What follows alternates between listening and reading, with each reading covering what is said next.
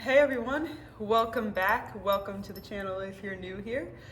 I'm back. It's been a little bit. I was traveling a bit, but I'm back.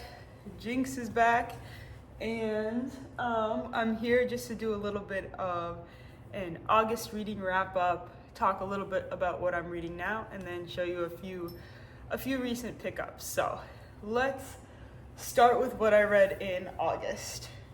From in order of least thick to most thick, of course. So first up, we've got Never Let Me Go by Kazuo Ishiguro. And this book was by far just my favorite book that I read in August. It is about this group of children in a boarding school, and as you read more and more of the book, you sort of figure out what makes them special and what brought them to this boarding school in the first place. And it sounds very tropey, but it's actually very insightful and had so much so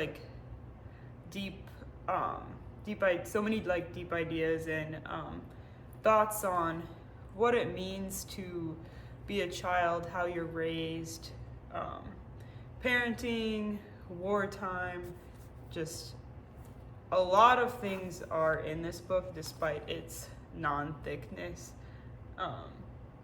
It's just a really great novel. It's really hard to describe without completely spoiling it, but it's amazing. It's a quick read. I read it on a plane ride, and yeah, I loved it. I'd also read Clara in the Sun by this author, and that book was really good, but this book definitely took the cake for me as far as favorite books, and I think I talked a little bit about this book in my last video as well. Next up is Before the Coffee Gets Cold, and this is by Toshikazu Kawaguchi, and it's a series actually. There's several books in it, and it's basically just little somewhat short stories that are interconnected about a coffee shop where you can sit down and have a conversation with someone from the past who, or not necessarily from the past, but you can basically have a conversation with somebody who's been to the coffee shop before. And the conversation can only last as long as the coffee stays hot, hence the title. It's a cute book. It's very fast read, and it's very pleasant to read because you can sort of break it up by story, so it's not necessarily consume all at once, but if you're drinking coffee or just are in the mood for something light, reading a quick story out of here is quite delightful. So I definitely recommend this one. It's fun, pretty short, but there's also a ton more books if you want to keep exploring it. I definitely get the second one. Yes, because of the story, but also because I just really like the way these books are designed. Yeah, I'd be curious how popular this book would be without this, all the very colorful, different books in the series. So it's a fun one, fun read, but also fun to have. So yeah. Then next thick, I also talked about this in my last video, but Donna Tartt's The Little Friend. Takes place in Alexandria, Mississippi, where Donna Tartt is from. It's her second novel. Very slow burn, deep south, very, very slow, well-written book. You definitely have to be in the mood for it. I was on a super long plane ride when I read this, so no regrets here, but if you were putting it down, picking it back up, might not be as exciting. And it starts off with a 12-year-old girl, well, not 12-year-old at the time, but basically the girl's a baby, and her brother is found murdered outside her family home, and then it flash forwards 12 years, and she's trying to solve the crime essentially, and the back kind of makes it seem like it's going to be sort of a murder mystery, but it's definitely don't go into it thinking it's that, because it's just more of a character-driven book. A lot of people compare the main character, Harriet, to Scout from To Kill a Mockingbird, and I think that's a very valid comparison, but Harriet just, there's a lot more pages dedicated to her, so she's like very, very fleshed out. It's quite an interesting like expose on, I think she's either 12 or 14 in this book, but it's a great exploration of that age. And Donna Tartt does a great job building her character as well as the setting. So recommend this, especially if you liked The Secret's history. It's a little slower. And I definitely want to read The Goldfinch soon, just to have read all the great Donna Tartt novels. And I've tried to read The Goldfinch twice and have failed miserably. So after reading this, I'm definitely motivated again. Next up, what I read in August, and most thick, actually. I think The Little Friend's technically longer than this. Or actually, probably not. This one has a lot of pages. Oh no, The Little Friend's longer. It's A Court of Thorns and Roses by SJM. Very popular book. Have not read anything like it. I guess the most similar thing I've read to this is probably Twilight, which I did really like. I read those in high school, and they definitely were an era. I did like those books, I can't lie. But I hadn't read anything like it since, and this book, it was definitely entertaining, that's for sure. And it was great kind of to just like read a book that I know so many of my friends or like so many other people have read. So now whenever I see someone like reading one of like this book or a book from the series out like at a coffee shop or something, I kind of know what's going on, or at least I know the character name. I know the first one is supposed to be like super bad compared to the second, and then some more in the series, so I kind of want to I do actually want to read the second one, but definitely this is not my genre, but I am glad I read it. No regrets. I read it, my friend was moving away and she was like, you have to read this book before I leave so I can hear what you think. So I read it for her, shout out Paige. But this book was something else. There was a lot going on here. It also reads very fast, which is kind of nice. So you feel super accomplished because you're like, wow, this is a huge book. But yeah, you can read it pretty quickly. Okay, now some books that I like started last month, but didn't quite get through. Order of least thick to most thick. David Sedaris, Dress Your Family in Corduroy and Denim.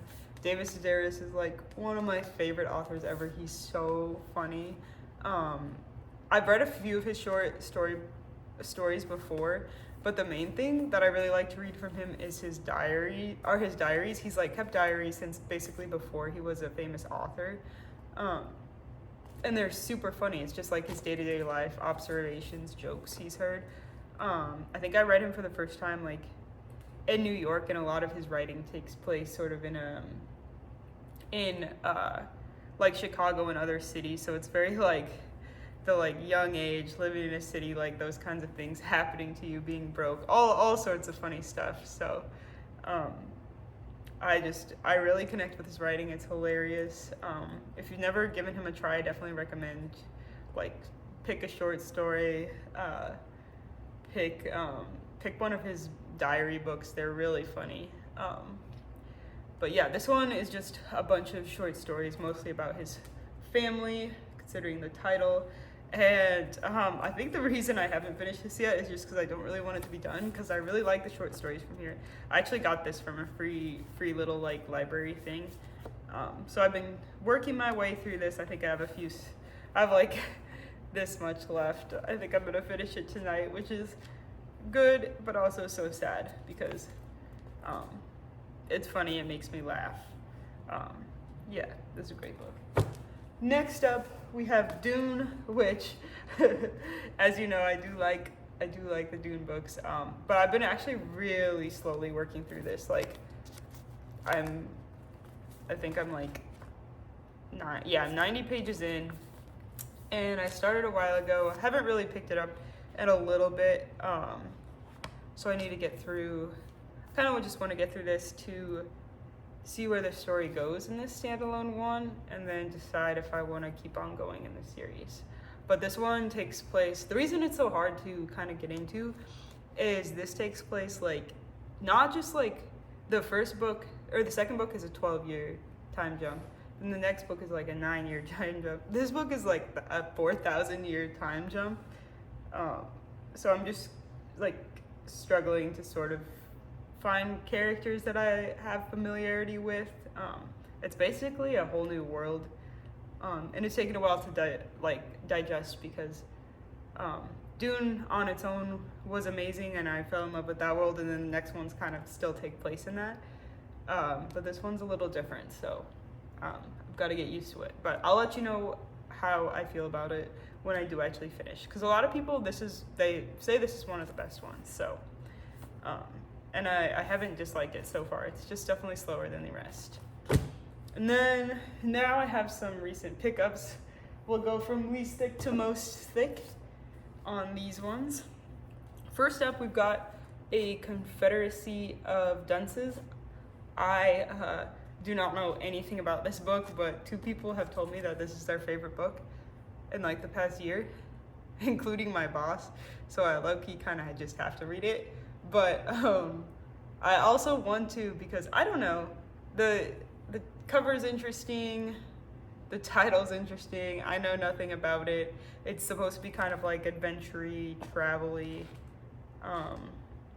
Seems pretty fun. So I'll let you know what it's about and what I think about it when I'm done. The back has like just not a very enlightening description, so I have no idea what this will be about, but we'll see.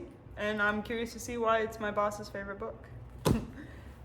Next up, we have 100 Years of Solitude by Gabriel Garcia Marquez. And I just really want to read this. It gets compared a lot to East of Eden and other just kind of big family drama sagas. And I really like those kinds of books. Just a really good long book.